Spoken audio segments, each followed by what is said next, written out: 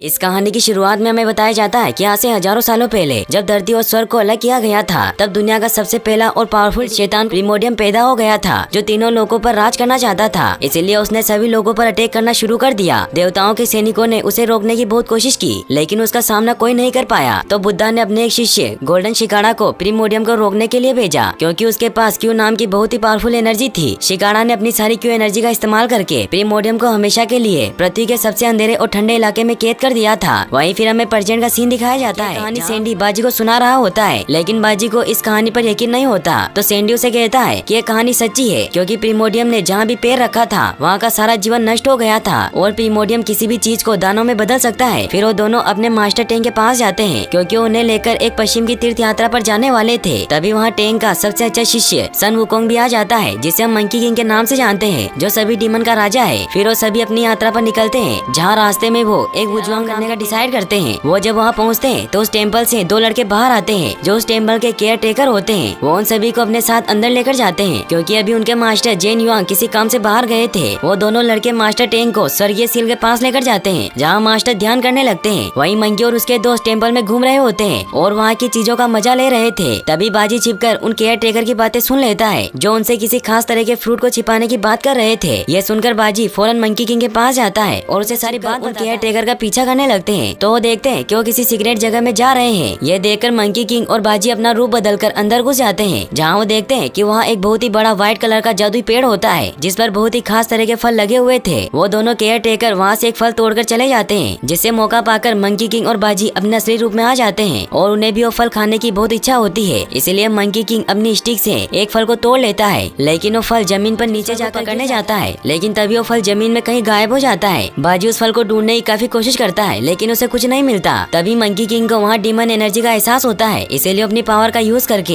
एक क्रिएचर को बाहर निकाल लेता है। और मंकी किंग उस पर बहुत गुस्सा होता है कि तुमने मेरा फल चुरा लिया। तो क्रिएचर उसे बताता है कि मैंने कुछ नहीं किया, बल्कि ये सभी जादुई फल है, जो जमीन पर लगते ही गायब हो जाते हैं, क्योंकि ये फ्रूट्स 10,000 साल, अगर तुम इन फल को खा लो तो तुम 47,000 सालों तक जीवित रह सकते हो। ये सुनते ही मंकी किंग उस फल को खाने के लिए बहुत उत्सुक हो जाता है, और उस क्रिएचर की पूरी बात सुने बगैर ही उस फल को तोड़ने के लिए चला जाता है। फिर हमें दिखाया जाता है कि मंकी किंग उस पेड़ से 3 फल तोड़कर ले आता है, और वो तीनों दोस्त मिलकर एक एक फल खा लेते हैं। लेकिन तभी वो दोनों केयर टेकर उनकी बातें सुन लेते हैं, जिससे उन्हें उन पर शक होता है। इसीलिए वो जादुई पेड़ के पास जाकर वहाँ देखते हैं कि वहाँ 4 फ्रूट्स कम होते हैं। इससे उन्हें बहुत गुस्सा आता है, और वो मंकी किंग और उसके दोस्तों पर चोरी का इल्जाम लगा देते हैं। तभी मास्टर टैंक भी वहाँ आ जाते हैं, जो उन्हें कहते हैं कि यहाँ क्या चल रहा है। तो दोनों केयर टेकर उन्हें कहते हैं कि आप दिखावा मत कीजिए, हम जानते हैं कि आप भी इनके साथ मिले हुए हैं। तो मंकी उन्हें कहता है कि मेरे मास्टर ने कुछ नहीं किया, इसलिए अगर तुम्हें पनिश करना है तो मुझे पनिश करो। तो दोनों लड़के मंकी किंग पर अटैक कर देते हैं। मंकी किंग उनसे बचता जाता है। मास्टर टैंक उन दोनों लड़कों से कहते हैं कि मंकी किंग को परेशान मत करो। तो दोनों मास्टर से कहते हैं कि आप भोला बनने का दिखावा मत कीजिए, हम जानते हैं कि आपने भी वो जादुई फल खाया है। तो मंकी किंग को इससे बहुत ज्यादा गुस्सा आने लग जाता है, क्योंकि वो अपने मास्टर की बेइज्जती बर्दाश्त नहीं कर सकता था। इसलिए वो उन दोनों को गुस्से में कहता है कि अब मैं तुम्हारे पेड़ को ही नष्ट कर दूंगा। टैंक उसे शांत करने की कोशिश करते हैं, लेकिन उड़ाने लगते हैं कि तुम एक मामूली राक्षस हो, जो बुराई के सिवा कुछ नहीं कर सकता। तो मंकी किंग को इससे बहुत गुस्सा आता है, और वो अपनी मैजिकल स्टिक बाहर निकालकर उस पेड़ को डिस्ट्रॉय करने के लिए चला जाता है। वो उस पेड़ के पास जाकर सारे फ्रूट्स को तोड़कर नीचे गिरा देता है, जिससे वो सभी फ्रूट्स नीचे गिरकर गायब हो जाते हैं। केयर टेकर मंकी किंग को रोकने की कोशिश करते हैं, लेकिन वो कुछ नहीं कर पाते। फिर मंकी किंग अपनी स्टिक का साइज बहुत बड़ा करके उस पेड़ को पूरी तरीके से तोड़ देता है। तभी जेन युआंग भी अपने सभी शिष्यों को जादुई पेड़ के चारों तरफ एक कवच बनाने को कहते हैं, ताकि उसके अंदर के शैतान को बाहर आने से रोक सके। वो सभी शिष्य मिलकर एक बहुत ही जटिल सुरक्षा कवच बना लेते हैं। तभी मास्टर टैंक जेन युआंग से माफी मांगते हैं कि मेरे शिष्यों से गलती हो गई, लेकिन जेन युआंग उन्हें कहते हैं कि इन्हें इनके किए की सजा जरूर मिलेगी। ये कहकर वो मंकी किंग और उसके दोस्तों पर अटैक कर देते हैं, जिससे उन चारों के बीच फाइट होना स्टार्ट हो जाती है। तभी वो कवच क्रैक होने लगता है, और प्रीमोडियम धरती की गहराइयों से बाहर निकल आता है। वो जैसे ही बाहर निकलता है तो उसकी नजर टैंक पर पड़ती है, जिससे उसे लगता है, इसलिए वो उसे पकड़कर अपने साथ ले जाता है। वहीं मंकी किंग और जेन युआंग के बीच अभी भी फाइट चल रही होती है, और जेन युआंग इस फाइट को रोकने के लिए मंकी किंग और उसके दोस्तों को एक शील्ड में बंद कर देते हैं। मंकी किंग उस शील्ड को तोड़ने की बहुत कोशिश करता है, लेकिन वो शील्ड को नहीं तोड़ पाता। जेन युआंग उसे बताते हैं कि तुमने बहुत बड़ा अपराध किया है, क्योंकि ये कोई आम पेड़ नहीं था, बल्कि इसे क्यू ऊर्जा द्वारा बनाया गया था, और इसके नीचे बहुत ही खतरनाक शैतान प्रीमोडियम कैद था, लेकिन आजाद हो गया। तो मंकी किंग उसे कहता है कि वो सिर्फ एक मॉन्स्टर ही तो है, इसलिए मैं अपने मास्टर को बचाने जा रहा हूँ। तो जेन युआंग उसे कहते हैं कि कहना बहुत ही आसान होता है, लेकिन करना उतना ही मुश्किल, क्योंकि 3 दिन बाद प्रीमोडियम अपने पुराने शक्तिशाली रूप में वापस आ जाएगा, और वो तुम्हारे मास्टर को निगल लेगा, क्योंकि तुम्हारे तुम्हारे मास्टर टेंग ही गोल्डन शिकारा के दस तुम्हारे मास्टर की शक्तियाँ हासिल कर ली तो बहुत ताकतवर हो जाएगा, जिसे कोई रोक नहीं पाएगा और वो तीनों लोगों को अपने वश में कर लेगा। तो मंकी किंग उन्हें कहता है कि ऐसा कोई डीमन नहीं है जिसे मैं वश में नहीं कर सकता,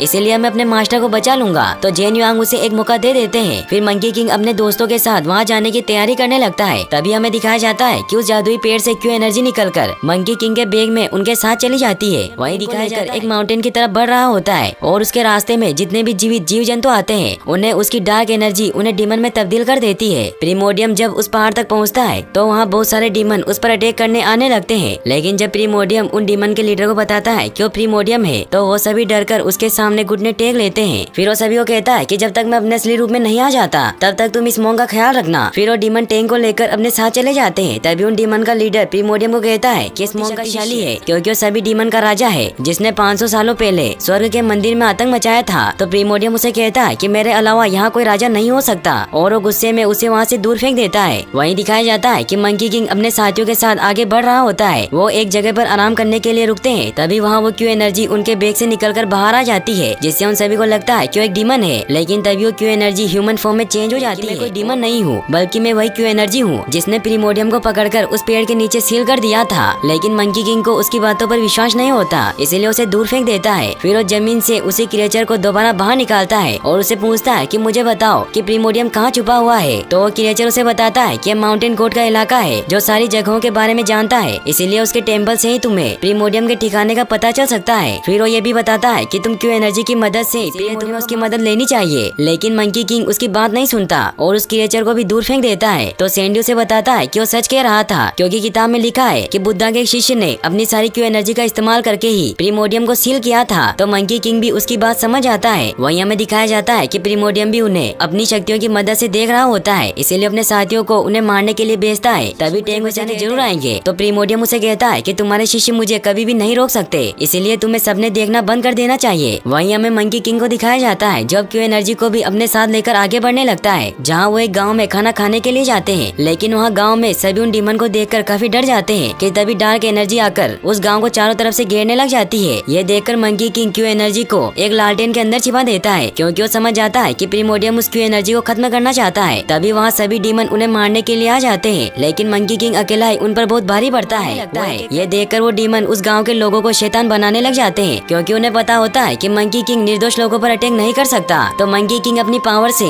उन सभी इंसानों को फ्रीज कर देता है। तभी उन डीमन का लीडर उस क्यू एनर्जी वाली लालटेन को लेकर वहाँ से भागने लगता है। यह देखकर मंकी किंग उस पर अटैक कर देता है और क्यू एनर्जी को बचा लेता है। लेकिन तभी वहाँ और डीमन भी आ जाते हैं जो उस क्यू एनर्जी के पीछे पड़ जाते हैं। यह देखकर मंकी किंग पूरे टावर को ही 2 हिस्सों में काट देता है, जिससे वो सभी डीमन उस मीनार के नीचे दब जाते हैं। के लिए बहुत बुरा लगता है जो डीमन बन गए थे, इसीलिए क्यू एनर्जी नीचे आकर अपनी पावर की मदद से उन सभी इंसानों को सही कर देती है। ये देखकर मंकी किंग और उसके दोस्त हैरान रह जाते हैं, लेकिन इससे क्यू एनर्जी बहुत कमजोर हो जाती है। मगर जब वो वापस से फ्रूट्स खाती है तो उसकी एनर्जी वापस आ जाती है। इन सबसे मंकी किंग और उसके दोस्त उसे काफी पसंद करने लगते हैं। वहीं फिर हमें दिखाया जाता है कि उन सभी डीमन का लीडर जब प्रीमोडियम के पास जाकर उन्हें बताने वाला था, लेकिन तभी मंकी किंग ने मुझे रोक लिया। तो प्रीमोडियम उसे कहता है कि तुम कुछ काम के नहीं हो। ये कहते ही वो उसे खा जाता है और फिर अपने अंदर से डार्क शेडो निकालकर उसे मंकी किंग को खत्म करने के लिए भेजता है। वहीं मंकी किंग अपने साथियों के साथ माउंटेन गोट के इलाके में पहुंच जाता है, लेकिन वहाँ कोई नहीं होता, सिर्फ वहाँ माउंटेन गोट का स्टेचू होता है। तभी वो डार्क शेडो आकर माउंटेन गोट के स्टेचू को अपने वश में कर लेती है क्योंकि अभी माउंटेन गोट की आत्मा वहाँ नहीं होती, जिससे माउंटेन गोट मंकी किंग पर अटैक करने लगते हैं। वो अपने रकून डॉग से मंकी किंग उस रकून डॉग को मारने की बहुत कोशिश करता है, लेकिन उसे नहीं मार पाता। तो सैंडी अपनी बुक में देखकर बताता है कि इस रकून डॉग को सिर्फ मुंह बांधकर ही मारा जा सकता है। तो मंकी किंग अपने कुछ बाल तोड़कर उस रकून का मुंह बंद कर देता है, जिससे वो सिकुड़ कर मर जाता है। फिर मंकी किंग माउंटेन गोट पर अटैक करके उसे बेहोश कर देता है, जिससे उसके अंदर से सभी डार्क एनर्जी बाहर निकल आती है जो उस पूरे टेम्पल को डिस्ट्रॉय कर देती है। वो क्यू एनर्जी पर भी अटैक करने की कोशिश करती है, लेकिन क्यू एनर्जी अपनी पावर से उस डार्क शेडो को खत्म कर देती है। तभी माउंटेन गोट की आत्मा भी वापस आ जाती है। तो मंकी किंग उससे पूछता है कि प्रीमोडियम कहाँ है। तो माउंटेन किंग उन्हें अपने साथ लेकर जाता है। उन्हें बताता है कि प्रीमोडियम सभी राक्षसों की सेना बना रहा है। तो क्यू एनर्जी उसे कहती है कि तुम्हें डरने की कोई जरूरत नहीं है क्योंकि मैं प्रीमोडियम को सील कर सकती हूँ। तो माउंटेन गोट मंकी किंग को बताता है कि इस क्यू एनर्जी ने ह्यूमन रूप ले लिया है, इसीलिए अगर उसने क्यू एनर्जी का इस्तेमाल किया तो क्यू एनर्जी पूरी तरीके से खत्म हो जाएगी। इसका मतलब ये है कि उसका पुनर्जन्म नहीं होगा।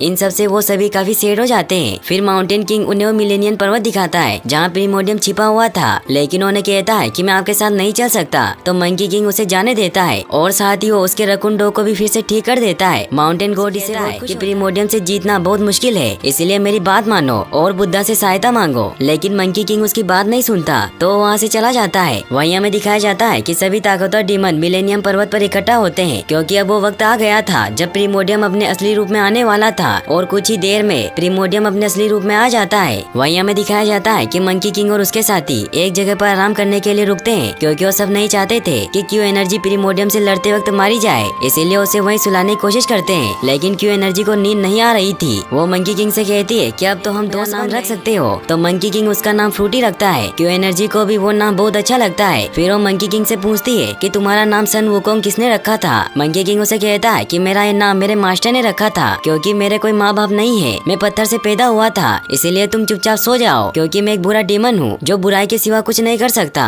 तो फ्रूटी उसे कहती है कि तुम बुरे नहीं हो, तुम एक अच्छे डीमन हो। साथ ही वो उसे ये भी कहती है कि हम दोनों मिलकर प्रीमोडियम को आजाद कर लेंगे। तो मंकी किंग उससे वादा करता है कि हम साथ में प्रीमोडियम से लड़ेंगे। तो फ्रूटी से बहुत खुश होती है। फिर वो वहाँ एक चट्टान पर जाकर सो जाती है। तो मंकी किंग उसके चारों तरफ एक कवच बना देता है ताकि उसे कोई नुकसान न पहुँचा सके, और वो उसे अपने साथ भी लेकर नहीं जा सकते थे, क्योंकि इससे उसकी जान को खतरा था। फिर वो तीनों आगे बढ़ जाते हैं। वो सुबह होते होते उस पर्वत के काफी करीब पहुँच जाते हैं, लेकिन तभी प्रीमोडियम के सभी डीमन उन पर अटैक करने के लिए आने लगते हैं। तो मंकी किंग भी अपने दोस्तों के साथ लड़ाई करने के लिए डीमन पर भारी पड़ने लगते हैं, क्योंकि बाजी खुद को बहुत बड़े मॉन्स्टर में बदल लेता है और सैंडी अपनी वाटर की शक्तियों से उन पर हमला करने लगता है। उन सभी के बीच बहुत ही एपिक फाइट होती है, लेकिन एक जगह मंकी किंग को सभी डीमन चारों तरफ से घेर लेते हैं। यह देखकर मंकी किंग अपने बालों की मदद से बहुत सारे क्लोन बना लेता है जो सभी डीमन पर भारी पड़ने लगते हैं। तभी प्रीमोडियम वहाँ आ जाता है और उन डीमन को खुद ही मार देता है, क्योंकि उसे लगता है कि वो सब कमजोर हो गए हैं। मंकी किंग अपनी पूरी पावर से प्रीमोडियम पर अटैक करने लगता है। वो तीनों एक परफेक्ट टीम की तरह प्रीमोडियम पर अटैक करते जाते हैं, जिससे ऐसा लगता है जैसे प्रीमोडियम वापस उठ खड़ा होता है और अपनी रिंग से उन पर हमला करने लगता है, जिससे वो तीनों इस बार प्रीमोडियम के सामने नहीं टिक पाते और प्रीमोडियम उन्हें बहुत मारता है। वहीं फ्रूटी की जब आँख खुलती है तो वो देखती है कि मंकी वहाँ नहीं है, इसीलिए वो वहाँ से बाहर निकलने की कोशिश करती है, लेकिन उस कवच की वजह से वो बाहर नहीं निकल पाती। तभी मंकी बहुत इंसर्ट हुआ उसके पास आकर गिरता है और प्रीमोडियम उसे मारने लगता है, लेकिन तभी उसके दोस्त उसे बचाने आते हैं, मगर प्रीमोडियम उन दोनों को ही जान से मार देता है। उन्हें नहीं बचा पाता क्योंकि वो बहुत बुरी तरीके से इंसर्ट हो चुका था। फिर प्रीमोडियम फ्रूटी को खत्म करने के लिए उसके चारों तरफ बने कवच को तोड़ने लगता है। तो मंकी किंग उसे रोकने की बहुत कोशिश करता है, लेकिन प्रीमोडियम वो कवच तोड़ देता है। ये देखकर मंकी फ्रूटी को वहाँ से भागने को कहता है। फ्रूटी उसकी ये हालत देखकर रोने लग जाती है। तभी प्रीमोडियम टैंक को भी वहाँ ले आता है और वो मंकी किंग के सामने ही टैंक की पावर को अपने अंदर खींच लेता है, जिससे टैंक की आत्मा भी निकल जाती है। इससे फ्रूटी काफी सैड हो जाती है और वो अपनी पावर मंकी किंग को देने लगती है, लेकिन मंकी किंग पावर लेने से मना कर देता है। तभी प्रीमोडियम फ्रूटी को पकड़ लेता है और वो मंकी किंग से कहता है कि तुम डीमन के राजा बनने के बिल्कुल लायक नहीं हो, इसीलिए अपनी हार मान लो, लेकिन मरने से अच्छा मैं मरना पसंद करूंगा। इससे प्रीमोडियम को और ज्यादा गुस्सा आ जाता है और वो मंकी किंग को बहुत बुरी तरीके से मारने लगता है। ये देखकर फ्रूटी को भी बहुत गुस्सा आ जाता है और वो अपनी पावर से प्रीमोडियम पर अटैक करने लग जाती है और उसे पूरी तरीके से पकड़ लेती है। लेकिन तभी प्रीमोडियम अपनी सारी पावर को एक्टिवेट कर लेता है, क्योंकि अब उसके पास टैंक की भी पावर आ गई थी और वो अपनी सारी पावर से फ्रूटी पर अटैक कर देता है, जिससे फ्रूटी दूर जाकर गिरती है और उसकी सोल निकलकर मंकी किंग के अंदर चली जाती है, जिससे मंकी में फिर से जान आ जाती है और उसका स्टोन हार्ट बहुत तेजी से धड़कने लग जाता है और आ जाता है। फिर उन दोनों में बहुत ही एपिक फाइट स्टार्ट होती है, जिससे अब मंकी किंग प्रीमोडियम पर भारी पड़ता है और उसके हाथ पैर तोड़ देता है। फिर मंकी किंग अपनी स्टिक का साइज बढ़ा करके प्रीमोडियम को पूरी तरीके से मार देता है, जिससे प्रीमोडियम की सारी डार्क शेडो भी गायब हो जाती है। फिर दिखाया जाता है कि फ्रूटी की क्यू एनर्जी बाजी और सैंडी को फिर से ठीक कर देती है और अब उनके मास्टर भी वापस आ जाते हैं, जो उन तीनों को आशीर्वाद देते हैं और ये मूवी यहीं पर एंड हो जाती है। फिर दिखाया जाता है जहाँ उस जादुई पेड़ को सही करने के लिए एक देवी प्रकट होती है, जो मंकी किंग के पास मौजूद फ्रूटी के पत्ते से उस पेड़ को वापस सही कर देती है और यहीं पर ये मूवी फाइनली एंड हो जाती है। और गाइस, अगर आप ऐसी और वीडियोस देखना चाहते हैं तो मुझे कमेंट बॉक्स में जरूर बताएं और वीडियो को लाइक और चैनल को सब्सक्राइब से शुक्रिया। Thanks for watching.